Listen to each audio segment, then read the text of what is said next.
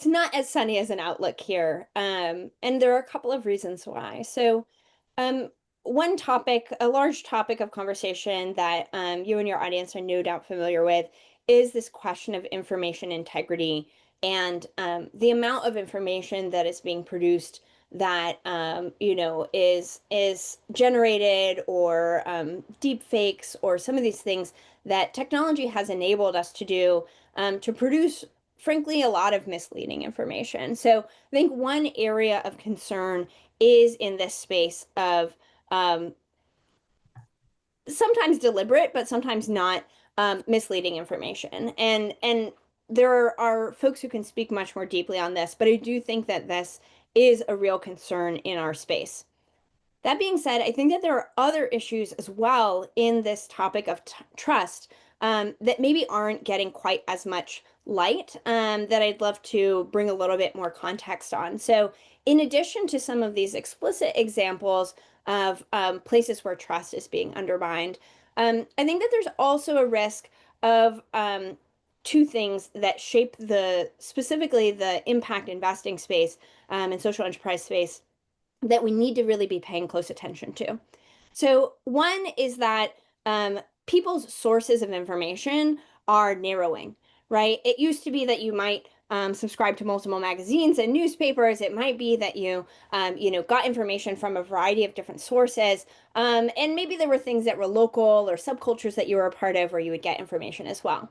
Increasingly, people are shifting their information diet, and they're getting a lot of information from certainly social media, and now increasingly from generative AI tools. And these tools are fabulous. They're really interesting and exciting.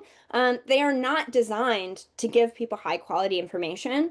And in addition to not being designed to give people high quality information, they are, just narrowing, they're centralizing the amount of sources that people are actually that are shaping people's worldview. And so I think that when we think about trust and the kind of information ecosystem that we exist in, there's this question of like, is the information false or is the information inaccurate? But I think as we think about media literacy more broadly, we also need to just be thinking about like, who am I getting information from? What might their interests be? Even if the information is technically true, how does it make me feel? What is it intended to make me feel? Is it intended to make me spend more time in an app?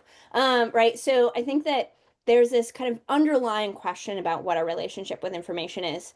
And then finally, and specifically for this sector in particular, I think that another kind of less spoken about aspect of trust being disrupted by automation and AI tools is that people are going a little bit more hands-free, right? People are increasingly using this automation, which can be incredibly powerful, and especially in under-resourced spaces, we absolutely need all the help that we can get. And I think that there's a real risk of sort of things getting lost in the sauce and the obfuscation that automation and AI can bring. It can kind of bring, you mentioned ethics washing, but there's this kind of data washing, this idea that like, this is this objective truth that comes from this system that was trained on, millions and millions of examples from data.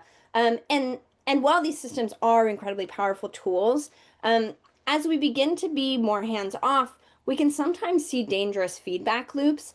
And we might even begin to have issues in some of the more traditional quantitative data that has fed into our decision making processes. And so while I think that there are real risks to be discussed around some of these like explicit cases of distrust and misinformation, I think that there's a broader kind of systemic question around how is our relationship with information changing and how are the organizations we work with implementing tools and how might that misrepresent what's actually happening on the ground. And we need to just continue to push for more transparency in the information that we get so that we can make sure that, when we're talking about impact, we're actually measuring impact, that we're actually understanding what the real impacts are.